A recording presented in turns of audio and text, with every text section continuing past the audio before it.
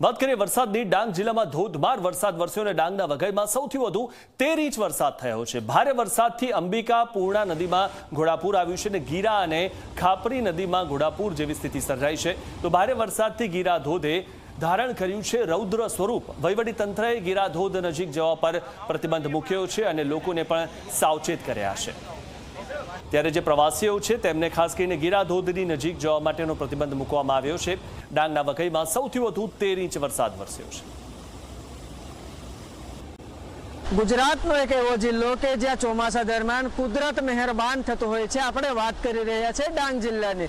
ડાંગ જિલ્લામાં આજે વહેલી સવારથી જ વરસાદ છે, વરસાદ અનધર વરસી રહ્યો છે, જેને લઈને જે ડાંગ જિલ્લાની નદીઓ આવી છે, પૂર્ણા, અંબિકા, ખાપરી, ગીરા સહિતની નદીઓમાં ઘોડાપૂર જેવી પરિસ્થિતિ સર્જાઈ છે। ત્યારે જે વઘઈ નજીક આવેલો જે ગીરા ધોધ છે એ ગીરા ધોધ પણ પોતાના રૌદ્ર સ્વરૂપમાં બે કાંઠે વહેવા લાગ્યો છે। આપ સીધા દ્રશ્યમાં પણ જોઈ શકો છો।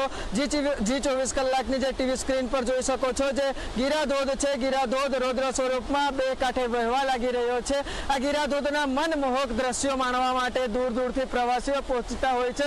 ખાસ કરીને જે વાત કરીએ ડાંગ જિલ્લાની, તો ડાંગ જિલ્લો એ ચોમાસા દરમિયાન અદ્ભુત દ્રશ્યો સામે આવતા હોય છે। અદ્ભુત દ્રશ્યોને માણવા માટે જે પ્રવાસીઓ છે, પ્રવાસીઓ ગુજરાત સહિત અલગ અલગ રાજ્યોમાંથી ડાંગ જિલ્લામાં પહોંચતા હોય છે અને ખાસ કરીને જે અદ્ભુત દ્રશ્યો સર્જાતા હોય છે, અદ્ભુત દ્રશ્યોની મજા માણતા હોય છે। ત્યારે જે ગીરા ધોધ છે એ ગીરા ધોધ બંને કાંઠે વહેવા લાગ્યો છે, જેના અદ્ભુત દ્રશ્યોને માણવા માટે ખાસ કરીને જે પ્રવાસીઓ મોટી સંખ્યામાં ગીરા ધોધની મજા માણવા માટે વઘઈ નજીક જે ગીરા ધોધ આવ્યો છે, ગીરા ધોધ પાસે પહોંચી રહ્યા છે। ત્યારે ખાસ કરીને જે પ્રવાસીઓ છે, પ્રવાસીઓને ગીરા ધોધના નજીક જવા માટે મનાઈ ફરમાવી દેવામાં આવી છે, કારણ કે અહીં પર કોઈ અનિચ્છનીય બનાવ ન બને તેની માટે પોલીસ બંદોબસ્ત પણ પૂરતો ગોઠવી દેવામાં આવ્યો છે। નિશાંત મહાકાલ, જી મીડિયા, વઘઈ, ડાંગ।